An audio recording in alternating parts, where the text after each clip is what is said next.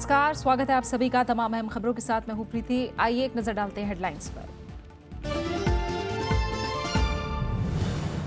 राज्यसभा में अहम बिलों को पारित कराने पर सभी दलों का जोर। सभापति की अध्यक्षता में सर्वदलीय बैठक में चर्चा। बुधवार को जेएनयू और रोहित वेमुला के मुद्दे पर चर्चा।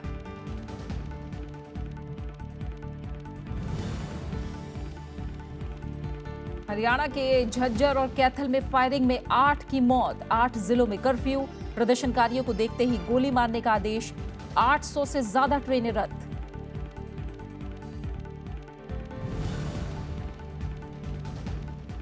उत्तर प्रदेश समेत कई राज्यों में पहुंची आरक्षण आंदोलन की आग। दिल्ली तक पानी पहुंचाने वाली मनक नहर बंद। सरकार ने किया सुप्रीम कोर्ट जाने का फैसला।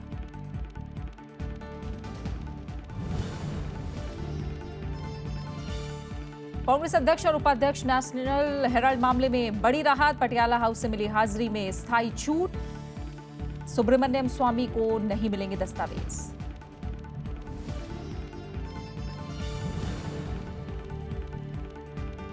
नेपाल के प्रधानमंत्री ने किया भारत से गलतफहमियां दूर होने का दावा। प्रधानमंत्री मोदी का शांति और स्थिरता पर जोर। दोनों देशों के बीच 9 अहम समझौतों पर हस्ताक्षर।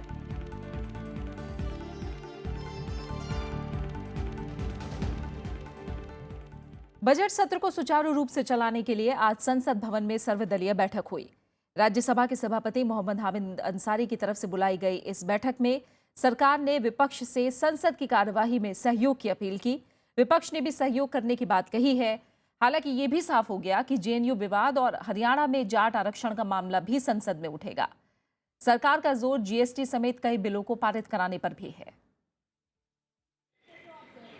23 फरवरी से शुरू हो रहे संसद सत्र से ठीक पहले बुलाई गई इस सर्वदलीय बैठक में कार्यवाही को सुचारू रूप से चलाने पर बातचीत हुई।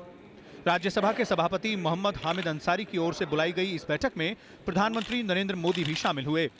सरकार ने विपक्ष से कार्यवाही में सहयोग की अपील की। को संकल्प लिया है, सभी ने इस बात का आश्वासन दिया है, सभी ने इस बात के लिए कहा है कि जो सत्र होगा वो सुचारू रूप से चलेगा, रचनात्मक रूप से चलेगा और देश के विकास से जुड़े हुए तमाम मुद्दों पर डिबेट भी होगा, डिस्कशन भी होगा और डिसीजन भी होगा। विपक्षी दलों ने भी साफ कर दिया है कि जरूरी बिलों पर जहां सरकार को सहयोग मिलेगा तो वहीं समकालीन मुद्दों को भी संसद में उठाया जाएगा। अनिवार्य है बिल, वो तो करने जो देश के हित में है, जरूरी है। ऑन मेरिट जो भी बिल जरूरी होगा उस बिल को हम पास करने में जरूर मदद करेंगे। हम चाहते हैं कि सदन चले, सदन की कार्रवाइयाँ चले और जो मांग उठे थे मीटिंग में कि जेएनयू का इशू भी डिस्कस हो, हम चाहते हैं कि सभी इशू डिस्कस हो। तय किया गया कि विभिन्न विषयों पर चर्चा होगी। हम लोगों ने ये कहा जवाहरलाल नेहरू विश्वविद्यालय, हैदराबाद विश्वविद्यालय और विद्यार्थियों और पत्रकारों और शिक्षकों पर जिस तरह अदालत में मारपीट की गई, ये बहुत ही महत्वपूर्ण मसले हैं जिन पर पहले ही चर्चा करनी चाहिए। बजट सत्र के दौरान 25 फरवरी को रेल बजट और 29 फरवरी को आम बजट पेश होगा। लेकिन सरकार की कोशिश है कि बीते 2 सत्रों के विपरीत इस बार राज्यसभा की कार्यवाही को सुचारू रूप से चलाया जाए। सरकार के सामने जीएसटी से जुड़े संविधान संशोधन विधेयक को भी पारित कराने की चुनौती है। श्याम सुंदर के साथ विशाल दहिया, राज्यसभा टीवी। तो बजट सत्र को सुचारू रूप से चलाने को लेकर आज सभापति मोहम्मद हामिद अंसारी ने सर्वदलीय बैठक बुलाई। इस बैठक में सरकार ने विपक्ष से संसद की कार्रवाई में सहयोग की अपील की है और सहयोग देने की भी विपक्ष ने बात कही है। इस तरह का आश्वासन दिया गया है। सीधा रुख करेंगे विशाल दहिया का, जो न्यूज़ रूम में मौजूद हैं हमारे संवाददाता।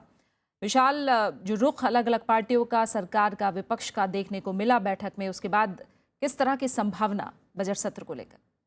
देखिए, जो रुख आज की जो सर्वदलीय बैठक थी उसमें सामने आया, खासतौर पे दोनों ही तरफ से इस बात का आश्वासन दिया गया है कि सदन को सुचारू रूप से चलाया जाएगा। जहां एक और सरकार ने विपक्ष की जो विभिन्न मुद्दों पर चर्चा की जो मांग थी उसको स्वीकारा है और आश्वासन दिया है कि जो भी मुद्दे विपक्ष की पार्टियां उठाना चाहेंगी उन मुद्दों पर चर्चा करने के लिए, बहस करने के लिए सरकार तैयार है। और इसके अलावा जो विपक्ष की बात करें तो विपक्ष ने भी अपनी तरफ से साफ किया है कि वो विधेयक, खासतौर पर वो विधायी बिल जो कि देश हित में विपक्ष मानता है या फिर जिन पर एक तरीके से आम सहमति बन जाएगी, उनको पारित कराने में विपक्ष कोई देरी नहीं करेगा। लेकिन एक काफी महत्वपूर्ण बात यहाँ पर यह है कि जो मुद्दे हैं, खासतौर पर विपक्ष जिन मुद्दों को उठाना चाहता है, उन पर चर्चा किस स्वरूप में होगी, किस नियम के तहत होगी और कब कराई जाएगी। हालांकि इसका फैसला जो बिजनेस एडवाइजरी कमेटी की बैठक होगी 23 तारीख को, उसमें आखिरी फैसला लिया जाएगा। लेकिन बहुत ही महत्वपूर्ण मुद्दे विपक्ष की तरफ से हैं और काफी दिलचस्प बात यह है कि यही वो मुद्दे हैं जिन पर पिछले कुछ दिनों से राजनीति गरमाई हुई है, जिन पर पिछले कुछ दिनों से सरकार और विपक्ष आपस में एक दूसरे पर लगातार आरोप और प्रत्यारोप लगा रहे हैं। एक तरह से कहा जाए कि एक राजनीतिक रस्साकसी का खेल दोनों के बीच चल रहा है। तो इन मुद्दों पर सदन के भीतर जब बहस होगी तो किस तरह का रुख दोनों पार्टियों का, दोनों पक्षों का रहेगा, सरकार का भी और विपक्ष का भी, और जो चर्चा रहेगी वो चर्चा से जो जिसे कहा जाए कि सार निकलकर सामने आएगा, उस पर काफी निर्भर करेगा कि आने वाले दिनों में जो सदन की कार्रवाई है वो कितने सुचारू रूप से चल पाएगी। क्योंकि पिछले सत्रों में भी हमने इस बात को देखा है कि जब किसी मुद्दे पर, खासतौर पर किसी संवेदनशील मुद्दे पर चर्चा होती है तो या तो विपक्ष की तरफ से किए हुए किसी कमेंट पर या सरकार की तरफ से किए हुए किसी कमेंट को लेकर थोड़ी सी तनातनी बढ़ जाती है और उसी के चलते लगातार जिसे कहा जाए कि डिसरप्शंस या रुकावट सदन की कार्रवाई में होती रही है। तो ये काफी महत्वपूर्ण होगा और इसके लिए निश्चित रूप से सरकार की तरफ से कोई रणनीति बनानी होगी। जहां तक विपक्ष की बात है तो वो भी अपनी रणनीति बनाने में लगे हुए हैं और सोमवार को कांग्रेस, जो कि मुख्य विपक्षी दल है, और उसकी एक CWC यानी कि CWC कांग्रेस वर्किंग कमेटी की एक बैठक बुलाई गई है, जिसमें जो पार्लियामेंट सेशन यानी कि जो बजट सेशन है उसमें पार्टी की ओर से क्या रणनीति रहेगी, बाकी विपक्षी पार्टियों से किस तरह से तालमेल बनाया जा सकता है, उस पर एक गहन चर्चा की जाएगी। बिल्कुल। और क्या ये तय हो गया है विशाल कि बुधवार को JNU और रोहित वेमुला के मसले पर खास तौर से चर्चा की जाएगी? और भी क्या ऐसे मुद्दे हैं जिनको विपक्ष की तरफ से साफ किया गया है कि वो इस पर चर्चा चाहते हैं? देखिए, जैसा मैंने पहले कहा कि सब मुद्दों पर चर्चा होगी। इस बात को लेकर एक आम सहमति बनी है सभी पार्टियों में, सत्ताधारी पार्टी में भी और विपक्षी पार्टियों में भी, जिनमें JNU से संबंधित मुद्दा शामिल है और रोहित वेमुला की जो आत्महत्या है उससे संबंधित मामला जो है वो शामिल है। इसके अलावा जो प्राइस राइज का मुद्दा है वो उसमें शामिल है। किसानों की जो लगातार बढ़ती खबरें हैं आत्महत्याओं की, उसका मुद्दा शामिल है। अलग अलग इलाकों में जो सूखे की मार है उसके वो मुद्दा भी शामिल है। लेकिन इन मुद्दों पर चर्चा कब की जाएगी, किस नियम के तहत की जाएगी, इसका अंतिम फैसला बिजनेस एडवाइजरी कमेटी में होगा और वो 23 तारीख को सामने आ पाएगा कि किस तरह से इन मुद्दों पर चर्चा सामने ली जाएगी। लेकिन सरकार की तरफ से जो विधायी बिल लाए जाने हैं, यानी कि जो लेजिस्लेटिव एजेंडा जो सरकार का है, वो सोमवार को जो बैठक होगी, ऑल पार्टी मीटिंग जो सरकार बुलाती है हर सदन के हर सत्र की शुरुआत से पहले सरकार एक इस तरह की बैठक बुलाती है जिसमें सरकार अपना एजेंडा सामने रखती है और विपक्षी पार्टियों की राय जानती है कि वो क्या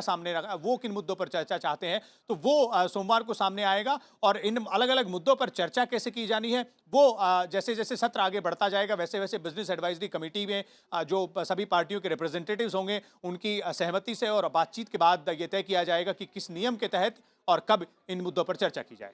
सुचारू रूप से सदन की कार्रवाई चलाने को लेकर पक्ष और विपक्ष में एक सहमति बनती दिखी है सभापति की बैठक के बाद। बहुत बहुत शुक्रिया विशाल आपका इस तमाम जानकारी को हम तक पहुंचाने के लिए। और सभापति ने भी साफ किया है तमाम मौजूद सांसदों से कि सदन में ज़्यादा से ज़्यादा अच्छी चर्चा देखने को मिले और कानून बनाने का काम, बिल बनाने का काम वो आगे बढ़े सदन के अंदर। ये अपील सभापति की तरफ से भी की गई है।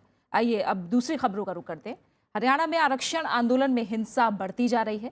समाचार एजेंसी ANI के मुताबिक आज झज्जर और कैथल जिले में सुरक्षा बलों की फायरिंग में 8 लोगों की मौत हो गई। राज्य के कई जिलों में सेना तैनात है और प्रदर्शनकारियों को देखते ही गोली मारने के आदेश दे दिए गए हैं। मुख्यमंत्री मनोहर लाल खट्टर ने आंदोलनकारियों से शांति की अपील की है।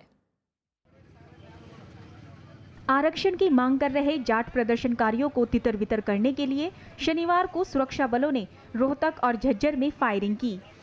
हरियाणा के रोहतक, भिवानी, झज्जर, सोनीपत, गोहाना, जिंद, हिसार और हांसी में कर्फ्यू लगा है। इन जिलों में प्रदर्शनकारियों को देखते ही गोली मारने के आदेश दिए गए हैं। आंदोलनकारियों ने रोहतक जाने वाले सभी रास्तों को बंद कर दिया, जिसकी वजह से जवानों को हेलीकॉप्टर से रोहतक पहुंचाया गया।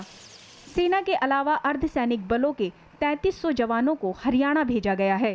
यदि कोई भी समस्या है तो समस्या का मिल बैठकर समाधान निकल सकता है।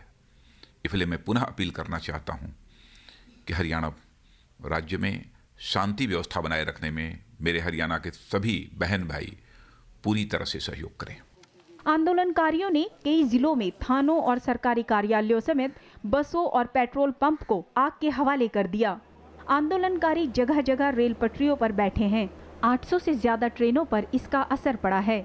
वहीं दिल्ली और हरियाणा से पंजाब, हिमाचल प्रदेश, जम्मू कश्मीर जाने वाले कई राजमार्गों पर आंदोलनकारियों का कब्जा है। मुख्यमंत्री मनोहर लाल खट्टर ने आंदोलन खत्म करने की अपील दोहराई है। कृपया जो भी हमारी मांग है वो सब हम मानने के लिए तैयार हैं। सरकार ने पहले से भी इन सब विषयों पर अपना मंतव्य जाहिर कर दिया है कि इस आरक्षण में हम जो भी संवैधानिक व्यवस्था अथवा कानून की व्यवस्था अथवा कोर्ट के माध्यम से जितने अवरोध आए हुए हैं उनको सब दूर करने के लिए हम जनता के साथ खड़े हैं। लेकिन आंदोलनकारियों ने मुख्यमंत्री की अपील खारिज कर दी है। हमें जाट आरक्षण चाहिए और वो हम हर कीमत पर लेकर रहेंगे। उसके लिए चाहे हमें सरकार से लड़ना पड़े, चाहे किसी से भी लड़ना पड़े, और हम हर सिचुएशन से लड़ने के लिए बिल्कुल तैयार है। कांग्रेस ने भी शांति की अपील की है। पार्टी ने कहा कि आंदोलनकारियों को समाज को बांटने वालों के चंगुल में नहीं फंसना चाहिए।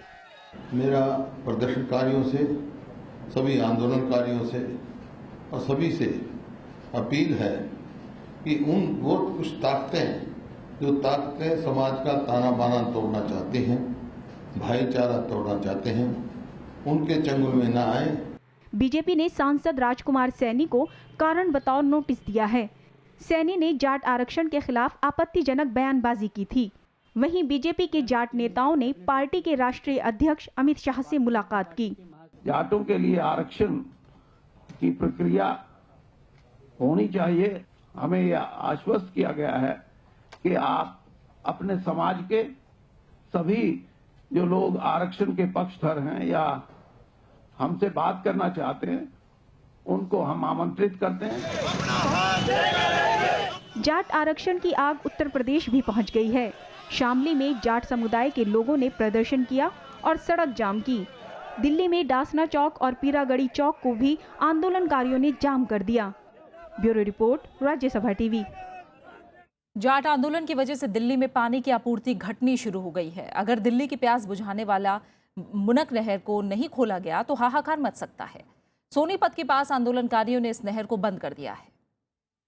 सोनीपत में जाट आंदोलनकारियों का गुस्सा मूनक नहर पर भी उतरा। दिल्ली तक पानी पहुंचाने वाली इस नहर को प्रदर्शनकारियों ने बंद कर दिया है। इससे दिल्ली के 9 में से 7 वाटर ट्रीटमेंट प्लांट में आपूर्ति घट गई है। सबसे ज्यादा वजीराबाद और चंद्रावल वाटर ट्रीटमेंट प्लांट पर असर पड़ा है। दिल्ली सरकार ने सुप्रीम कोर्ट जाने का फैसला भी किया है।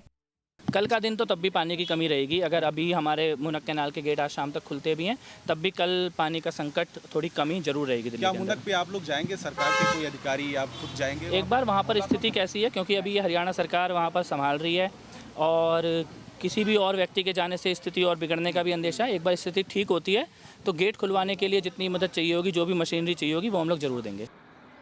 अगर स्थिति नहीं सुधरी तो पानी आपूर्ति में 60% तक कटौती होगी। इनमें राष्ट्रपति भवन, प्रधानमंत्री कार्यालय, उपराष्ट्रपति आवास, संसद भवन, चाणक्यपुरी और एनडीएमसी और पुरानी दिल्ली के इलाके शामिल हैं। सरकार ने संकट से बचने के लिए पानी आपूर्ति में कटौती शुरू भी कर दी है। अनु दीवान, राज्यसभा टीवी। ब्रेक के उस पार तमाम अहम खबरें जारी रहेंगी। हम लौट रहे हैं एक छोटे से ब्रेक के बाद।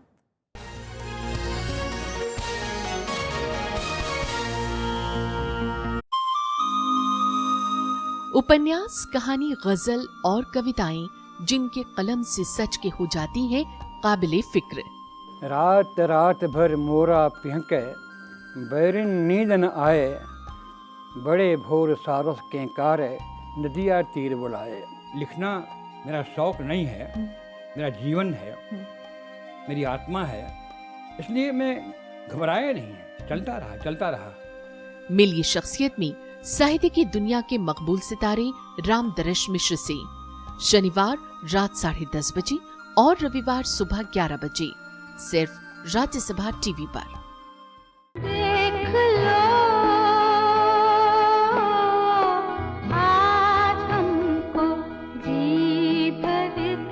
पूरी जो हमारी जिंदगी भर की कमाई है उसको ट्रस्ट में डाल देंगे और सब जरूरतमंदों की काम आएगा वो। तुम अपना रंजो गम, ये गजल रिकॉर्ड किए हुए 40 बरस हो गए और अब तक लोग इसको याद कर रहे हैं, तो मुझे अच्छा लगता है। आदाब, मैं हूँ खयाम और मैं हूँ जगजीत कौर और आप हमसे मिलिए प्रोग्राम गुफ्तगू में। 90 के खयाम सिर्फ राज्यसभा टीवी पर।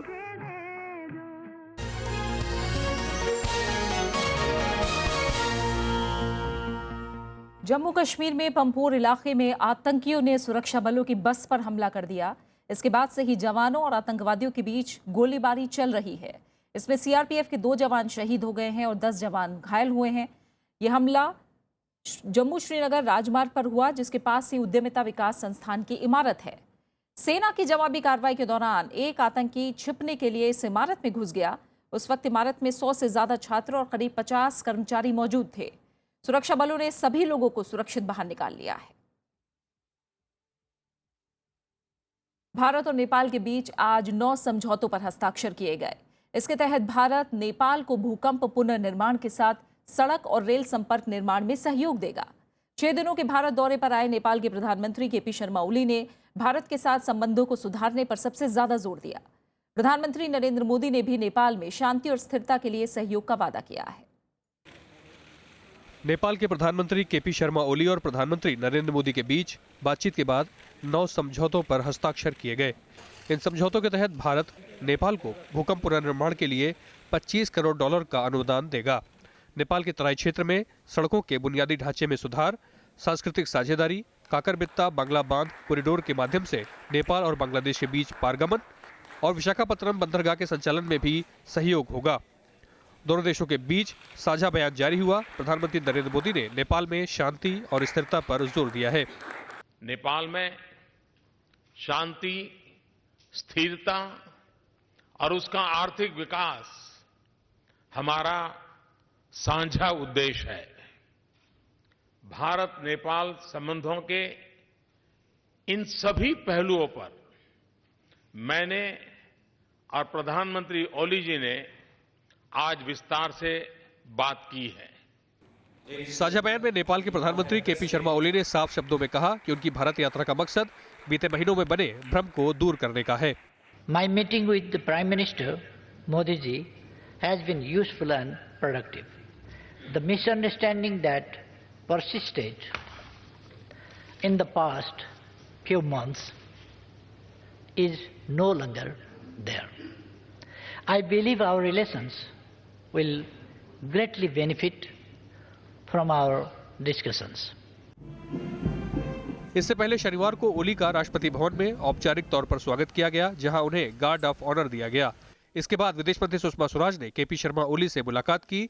ओली शुक्रवार को ही 6 दिवसीय भारत दौरे पर पहुंचे थे। ये 2011 के बाद किसी नेपाली प्रधानमंत्री का पहला भारत दौरा है।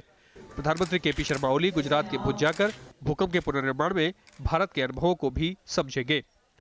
अब जरूरी यह है कि प्रधानमंत्री ओली नेपाल जाकर अपनी मधेसी जनता को यह आश्वस्त करें कि उन्हें नेपाल में समान नागरिक का दर्जा दिया जाएगा और वे सारी सुविधाएं दी जाएगी जो किसी भी सामान्य नेपाली नागरिक को मिलेंगी। इससे विकास का रास्ता प्रशस्त होगा और भारत के साथ मित्रता भी मजबूत होगी। राज्यसभा टेलीविजन के लिए कैमरा पर्सन शिव कुमार के साथ दिल्ली से अखिलेश सुमन। उपराष्ट्रपति मोहम्मद हामिद अंसारी ने आज अपने निवास पर नेपाल के प्रधानमंत्री केपी शर्मा ओली से मुलाकात की। इस मौके पर दोनों नेताओं के बीच अलग अलग मुद्दों पर चर्चा हुई। नेपाल के प्रधानमंत्री के साथ उनके मंत्रिमंडल के कई वरिष्ठ सदस्य भी मौजूद थे। ओली 6 दिन की भारत यात्रा के दौरान देहरादून में टिहरी पनबिजली परियोजना को देखने जाएंगे। इसके अलावा अलग अलग राजनीतिक दलों के नेताओं से बातचीत करेंगे। नेशनल हेराल्ड मामले में कांग्रेस अध्यक्ष सोनिया गांधी और उपाध्यक्ष राहुल गांधी को बड़ी राहत मिली है। पटियाला हाउस कोर्ट ने याचिकाकर्ता और बीजेपी नेता सुब्रमण्यम स्वामी की उस मांग पर फिलहाल रोक लगा दी है जिसमें उन्होंने मामले से जुड़े दस्तावेजों को देखने की मांग की थी। पटियाला हाउस कोर्ट ने इस मामले में सैम पित्रोदा को भी आज जमानत दे दी। नेशनल हेराल्ड मामले में शनिवार को कांग्रेस अध्यक्ष सोनिया गांधी और उपाध्यक्ष राहुल गांधी को व्यक्तिगत पेशी से छूट मिल गई। ये फैसला पटियाला हाउस कोर्ट ने दिया है। सैम पित्रोदा को भी कोर्ट ने जमानत दे दी है। हालांकि याचिकाकर्ता सुब्रमण्यम स्वामी का कहना है कि उन्होंने जमानत का कभी भी विरोध नहीं किया। बेल तो पहले से हमने कहाँ विरोध किया, सोनिया गांधी का भी मैंने विरोध नहीं किया। बेल कौन सी बड़ी चीज है? बेल माने तुम अपराधी हो परंतु कहीं भाग ना हो जाओ, उसके लिए कोई गारंटी होनी चाहिए, इसलिए 50,000 रुपए जमानत में दी। पटियाला हाउस कोर्ट ने सुब्रमण्यम स्वामी को इस मामले से जुड़े किसी भी दस्तावेज को देने से फिलहाल इनकार कर दिया है। दस्तावेजों के मामले पर 15 मार्च को हाई कोर्ट में सुनवाई होगी। माननीय डॉक्टर स्वामी जो अर्जी देते हैं वो कानून के अंतर्गत नहीं है। अनुच्छेद 91 के अंतर्गत ये अर्जी नहीं दी जा सकती, क्योंकि इसमें उन्होंने किसी रूप से ये सिद्ध नहीं किया है, कहा भी नहीं है कि ये अति आवश्यक या आवश्यक है। नेशनल हेराल्ड के मामले में अगली सुनवाई 21 मार्च को होगी। पटियाला हाउस कोर्ट में शनिवार को सुनवाई के दौरान सुरक्षा के कड़े इंतजाम किए गए थे। विपिन चौहान, राज्यसभा टीवी। अरुणाचल प्रदेश के नए मुख्यमंत्री कलिखो पुल ने आज वरिष्ठ अधिकारियों की बैठक ली। उन्होंने अधिकारियों को कानून व्यवस्था दुरुस्त करने और भ्रष्टाचार खत्म करने का निर्देश दिया। मुख्यमंत्री ने शिक्षा, स्वास्थ्य और सामाजिक क्षेत्र पर पूरा ध्यान देने का निर्देश दिया है। वहीं प्रधानमंत्री नरेंद्र मोदी ने अरुणाचल की नई सरकार को बधाई दी है। उधर पूर्व मुख्यमंत्री और कांग्रेस नेता नबाम तुकी ने बीजेपी पर उनकी सरकार गिराने का आरोप लगाया। उन्होंने कहा कि पूर्वोत्तर की सभी कांग्रेस सरकारों को अस्थिर करने की कोशिश हो रही है। I am representing the Congress Party. I am the CLP leader of the Congress Party, duly elected CLP leader of the Congress Party. I have to claim. How the other minority party can claim to form the government? How the other opponent party can support such the elected Democratic Party? Tamil Nadu विधानसभा ने स्थानीय निकायों में महिलाओं का आरक्षण बढ़ाकर 50% कर दिया है। विधानसभा ने आम राय से आज इस बिल को मंजूरी दी। बिल के पारित होने से अब स्थानीय निकाय चुनाव में महिलाओं के लिए 50% सीट आरक्षित होगी। इससे महिलाओं के सशक्तिकरण को और मजबूती मिलेगी। तमिलनाडु सरकार का ये फैसला उस समय आया है जब केंद्र सरकार महिलाओं को आरक्षण 33% से 50% करने की कवायद में लगी हुई है। पाकिस्तानी नौसेना ने पिछले 48 घंटों में 88 भारतीय मछुआरों को पकड़ा है। मछुआरों की 16 नौकाएं भी जब्त की गई हैं। इन सभी पर अंतर्राष्ट्रीय जल सीमा के उल्लंघन का आरोप है। शुक्रवार को खबर आई थी कि गुजरात तट पर जखाऊ बंदरगाह के पास तड़के ही कम से कम 40 मछुआरों को गिरफ्तार किया गया और उनकी 7 नाव को जब्त कर लिया गया। उसी वक्त कहा जा रहा था कि गिरफ्तार किए गए मछुआरों की संख्या बढ़ सकती है। अनुमान लगाया जा रहा है कि शायद मछुआरे घने कोहरे की वजह से सीमा रेखा को पार कर गए थे।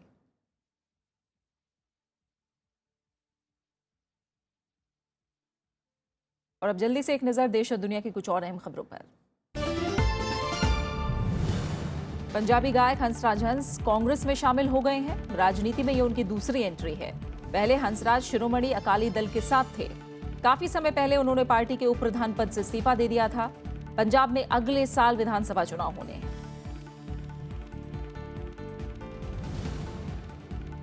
अलीगढ़ की एक पंचायत ने 18 साल से कम उम्र की लड़कियों के मोबाइल फोन इस्तेमाल करने पर बैन लगाने का फरमान सुनाया है। अगर कोई लड़की मोबाइल फोन का इस्तेमाल करती है तो उसे 8 दिन तक शारीरिक दंड दिया जाएगा। बिहार में कानून व्यवस्था की स्थिति पर शनिवार को जन अधिकार पार्टी ने विरोध प्रदर्शन किया। प्रदर्शनकारियों ने दरभंगा स्टेशन पर संपर्क क्रांति ट्रेन को कई घंटे तक रोके रखा, जिसके कारण यात्रियों को खासी परेशानी का सामना करना पड़ा। जम्मू कश्मीर के बडगाम जिले से सुरक्षा बलों ने हिजबुल आतंकी अशफाक वानी को गिरफ्तार किया है। पकड़े गए आतंकवादी के पास से एक AK राइफल और कुछ गोला बारूद बरामद किया गया है। जम्मू कश्मीर पुलिस लंबे समय से इस आतंकी की तलाश कर रही थी। पटेल आरक्षण आंदोलन के नेता हार्दिक पटेल समेत 4 लोगों की जमानत याचिका पर सुनवाई 23 फरवरी तक टाल दी गई है। इस मामले में पहले भी 2 बार सुनवाई टाली जा चुकी है। हार्दिक पर राजद्रोह का आरोप है।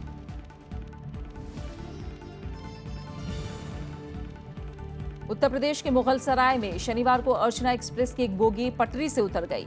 ये ट्रेन राजेंद्र नगर से जम्मू जा रही थी। झटका लगने की वजह से कोच के दरवाजे पर बैठा एक मुसाफिर गिर गया, जिसकी ट्रेन के नीचे आने से मौत हो गई।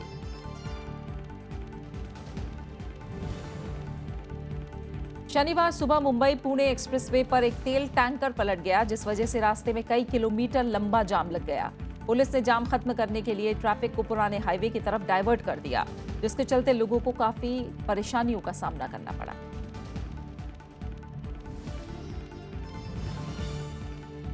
असम के गुवाहाटी में चल रहे वाइब्रेंट नॉर्थ ईस्ट कार्यक्रम का शनिवार को समापन हो गया। 3 दिनों तक चले कार्यक्रम के दौरान सेमिनार, कार्यशालाएं, व्यापक बैठकें और प्रदर्शनियां आयोजित की गईं।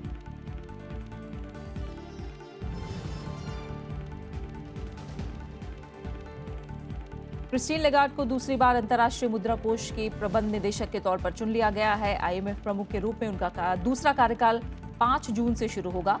कार्यकारी बोर्ड ने सर्वसम्मति से फैसला लिया है। अमेरिका की जानी मानी उपन्यासकार हार्पर ली का निधन हो गया है। उन्होंने शुक्रवार को अमेरिका के अल्बामा राज्य स्थित अपने गृहनगर मनरोविले में आखिरी सांस ली। वो 89 वर्ष की थी। 1960 में लिखे गए उपन्यास टू किल अ मॉकिंगबर्ड के लिए हार्पर ली को पुलित्जर पुरस्कार से नवाजा गया था। और इसी के साथ फिलहाल इस बुलेटिन में इतना ही। इजाजत दीजिए। नमस्कार।